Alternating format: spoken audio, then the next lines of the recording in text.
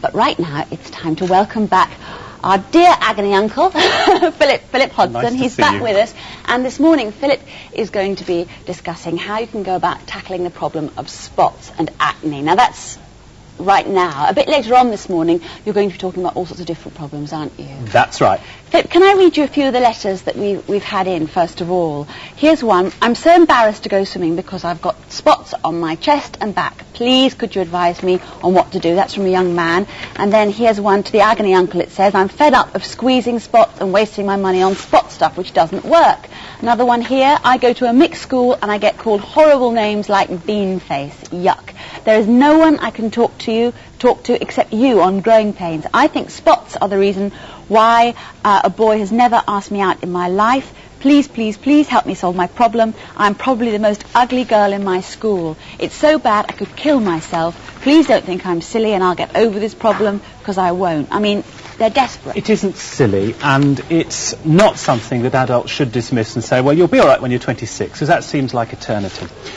I think the most difficult thing is that it's a time when you really want to look your best, and you often feel you look your worst. And you often feel that everybody's looking at your spots in the way that you are looking at them, which is not always true. But let's start off with the facts about them. First of all, it's normal to have spots at this time of your life. Something like 70% of people get acne, and maybe everybody gets a small dose or version of it. It's therefore not a disease, it's not an illness. Secondly, what's happening? As your hormones change at this time, then you're pushing out more oil from little pores in your skin, and the top layer of the skin is also thickening, and this blocks the pores with that notorious little thing called a blackhead. A lot of grannies say, well, you don't wash enough. This is nonsense. Do you know what they've found out about blackheads now? That it's not dirt in the top of the pore at all. It's actually skin pigment, the stuff that makes your skin my skin's slightly brown, and that's what's in the top of the pore. And therefore, washing isn't going to make a great deal of difference. But it's not going to help not to wash, is it? You don't want to be dirty under any circumstances, but if you go on washing, all you'll do is remove that layer of grease or oil temporarily, then it'll come back, then you'll do it again. In the end, you'll make your skin even worse because it will be sorer. So that's not the answer. Now, if you've got acne, you have to ask yourself, is it mild or is it severe? Well, only time will tell. If you've got a few spots, then what you should do is try, by treating yourself, go to the chemist, find something that might work for you. That is to say, not one preparation is going to work for everyone. You've got to experiment. The second golden thing is to give it some time, some chance to work. A lot of people go, put on spot treatment one day, and they've perhaps got quite severe acne, and it hasn't worked in 3 days, and therefore they say nothing works. Well, you've really got to try for a bit longer than that. Now, give yourself the deadline. If you can't clear it up in about 3 months, then that's the time you can go to the doctor. It's not an illness, but the doctor has got some things that work. He doesn't always know why these things work, but they do. That is to say, a doctor can usually, let's say with an antibiotic tablet, clear up 70% of acne within 2 months.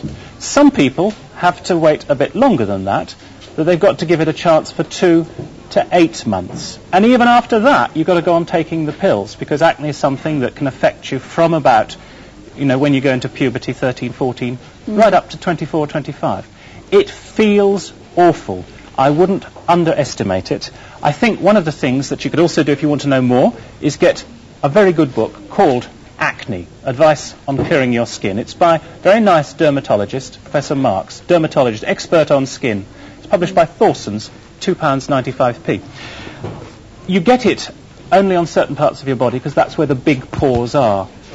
You get it because they've got very, very tiny hair follicles there, little bits of hair, and those hairs aren't big enough, like the ones on your scalp, to keep the pore open. So it's just that debris from that rubbish from the skin, because it's oily, blocking it. Yes, and not getting out properly. Now, can we say something about squeezing, because that's mentioned too? Yes, please. Not a terribly good idea. I know it's almost irresistible. Everybody wants to squeeze a spot.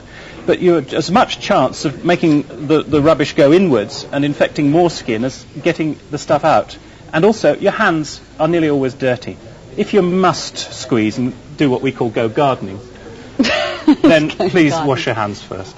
Yes. Now, what about the whole question of diet, though, Philip? Because even if someone has got severe acne and they go to the doctors eventually and they're given antibiotics, the antibiotics are going to help that initial sort of onrush of medication and getting rid of it for a time. But you've actually got to keep that going by yourself, haven't you? And surely diet and drinking water and eating certain types of food is going to help, isn't it? Well, a well-balanced diet is essential for all of us throughout our lives. But there's no evidence whatsoever that eating chocolate or fat causes acne. Acne is a kind of fat accumulating in the pores, but it's a different kind of fat from the stuff you eat. It's made by the skin. Now, they did a lovely experiment to show this. They took a group of young people and they put them in a kind of Willy Wonka's chocolate factory and gave them all the chocolate they could eat until they were sick. Yes, it was nice, wasn't it? It didn't cause acne to the people who hadn't got it, and it didn't make the acne of those people who had got it worse. It's bad enough having acne without blaming yourself and saying, I caused it because I've eaten the wrong things. Yes. Yes, I could swear that if ever I have a chocolate bar, the next day there's going to be, not acne, but certainly a spot or two. Well, the skin is the largest organ of the human body. It's the one that we know least about. We don't know for sure what really causes some of the acne. And the difficulty is that it registers your moods. And if you're a bit run down, which is maybe why, or a bit nervous, which is why you're eating the chocolate bar, your body may compensate by, as it were, producing the odd spot or two. Spots in that sense are a different register of how you're feeling.